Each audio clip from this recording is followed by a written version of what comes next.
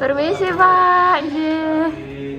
Selamat pagi, mohon izin Bapak. Ini terkait pelaksanaan Latsar Pak. Jadi saya mohon izin untuk mewawancarai Bapak terkait penerapan nilai-nilai dasar ASN di lingkungan kerja Disnaker KUKM Kota Madiun. Sakit ya Pak? Tempat kita sudah tinggi, mau iya, jalan-jalan aja biar. Oh siap Pak.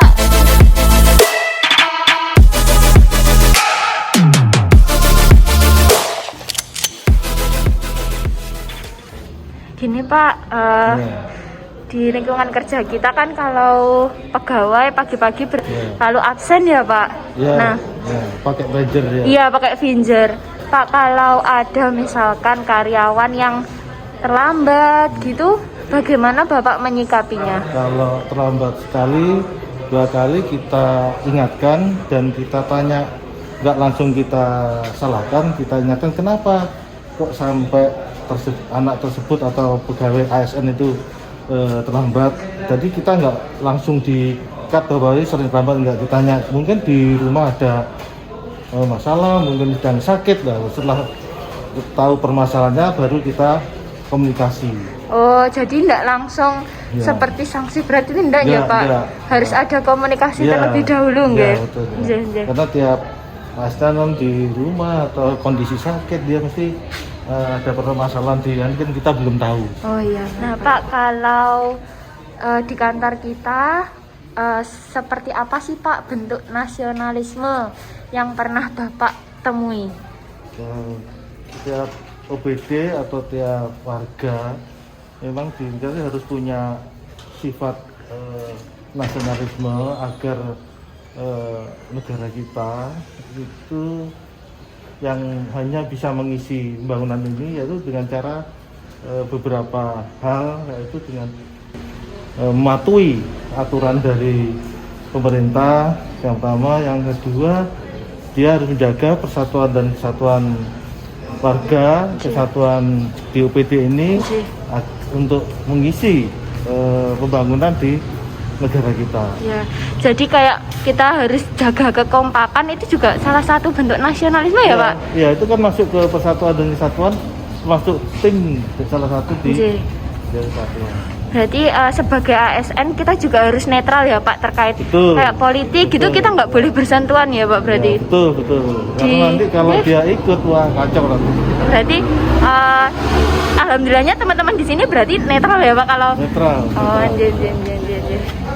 Kalau di OPD kita kan yang berkaitan langsung ada Disnaker ya Pak, untuk misalkan yang cari kerja, terus untuk yang bidang koperasi dan UMKM itu berhubungan langsung sama koperasi dan UMKM. Nah, seperti apa sih Pak sebenarnya menurut Bapak figur ASN yang patut dijadikan role model atau contoh bagi karyawan lainnya? Oh, harusnya tuh semua karyawan tuh kayak gini loh. Itu harusnya seperti apa Pak? Ya, sebagai ASN paling tidak yang pertama dia harus paham pekerjaannya, tupoksinya. Ya, paling tidak dengan paham tersebut dia harus mematuhi tupoksi yang dilaksanakan.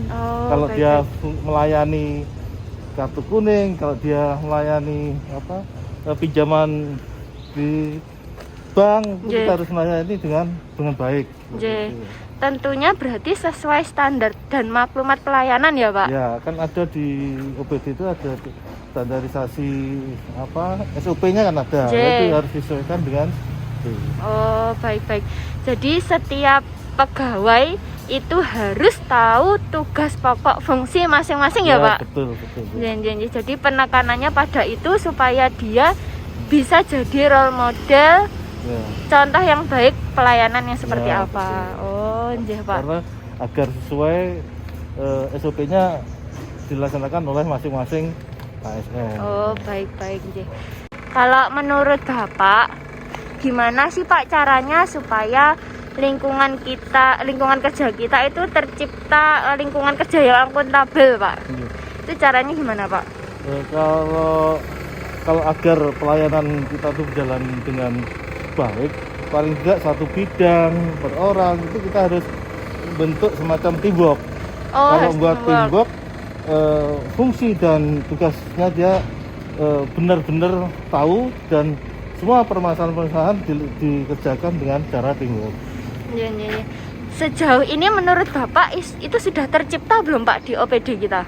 Saya kira sudah, karena tiap pejabat, tiap ASN sudah ada tugas masing-masing sesuai dengan struktur dan organisasi beliau. Oh, baik-baik. Jadi sudah bagus ya Pak penerapannya di Disnaker KUKM ini. Baik-baik, siapa? Pak, terkait dalam kita melaksanakan kerja kan pastinya sesuai rencana kerja ya Pak ya. Nah, di dalam pelaksanaannya kadang itu terjadi perubahan yang harus dikomunikasikan dengan baik sama stakeholder. Menurut Bapak gimana cara menjaga hubungan dengan stakeholder supaya tetap terjalin dengan baik, Pak? Ya, agar terjalin dengan baik dengan teman-teman di kantor dan teman-teman di eksternal lainnya, kita harus sering berkomunikasi. Kelihatannya kalau sudah baik, saya kira teruskan. Kalau ada permasalahan, kendalanya di mana? Setelah ketemu kendalanya, kita cari solusinya seperti apa, terus kita terapkan sesuai dengan permasalahan tersebut. Berarti seperti di era pandemi seperti ini nggak ini ya Pak, bisa Zoom, bisa via apapun, nggak harus tatap muka ngaten nggih? Iya, karena untuk komunikasi itu. Iya, betul. Nah Pak, sebagai ASN itu kan dekat ya Pak sama hal-hal yang berbau korupsi kados ngaten. Menurut Bapak bagaimana kiat-kiat kita untuk membentengi diri kita supaya terhindar dari korupsi, Pak? Yang pertama ya paling enggak dikuatkan imannya. Harus kuat iman ya, Pak. Yang kedua ya ASN kan harus mematuhi peraturan sesuai dengan PP 53 itu yang itu harus benar-benar harus dilaksanakan ya, karena ya, Pak. Dampaknya bisa ASN nanti akan kena hukuman kalau tidak dilaksanakan. Terus kita sendiri harus ini ya Pak, tahu batas dan kemampuan, jangan sampai istilahnya pengeluaran kita lebih banyak dari pemasukan, ngaten ya Pak. Malah betul, nanti lama-lama tergoda untuk korupsi, ngaten ya Pak. Iya betul. Berarti dan kebutuhan kita juga nggak usah muluk-muluk, disesuaikan dengan gaji kita. Gaji kita harus disesuaikan dengan gaji kita. Ya baik-baik Pak. Pak, kalau menurut Bapak, teman-teman di lingkungan Disnaker KUKM Kota Madiun ini sudah menerapkan nilai-nilai dasar ASN belum Pak? Mulai awal, saya yakin teman-teman sudah sesuai melaksanakan itu. Mungkin hanya satu dua kemungkinan ya karena sakit atau karena ada apa, tapi tetap itu hanya sifatnya sementara. Kondisi orang kan nggak sama, karena sakit mungkin dia melaksanakan di luar itu. Misalnya kayak tadi telat, terlambat, atau anulah yang menghambat pekerjaan kita, tapi itu sudah diselesaikan semua. Jadi mayoritas teman-teman sudah menerapkan ya Pak. Mungkin ada kondisi tertentu yang menyebabkan dia tidak bisa menerapkan itu mungkin ya Pak. Tapi secara garis besar sudah bagus ya Pak. Ya, alhamdulillah. Pak, ini yang terakhir ya Pak. Pesan-pesan Bapak kepada CPNS seperti saya tuh apa aja Pak? Nggak banyak sih untuk pesan-pesan untuk teman-teman CPNS. Yang pertama yaitu sesuai dengan bidangnya, paling enggak kuasai ilmu tersebut. Yang kedua masalah mampu mengikuti perkembangan yang diinginkan oleh Pak Wali sesuai dengan visi misi Pak Wali. Kalau bisa mengikuti perkembangan Pak Wali, saya yakin CPNS akan mampu membangun Kota Madiun itu menjadi lebih baik. Saya kira. Oh, siap. Berarti kami harus mendukung penuh ya Pak apapun yang menjadi peraturan kebijakan Pak Wali supaya sama-sama bisa mengangkat Kota Madiun, ngaten ya Pak. Ya Pak, mohon doanya semoga kami bisa melaksanakan itu dengan baik.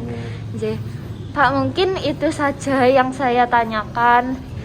Terima kasih banyak atas waktunya. Semoga wawancara ini bisa menjadi pandangan kedepannya bagi saya dalam melaksanakan tugas dengan baik. Terima kasih banyak Pak.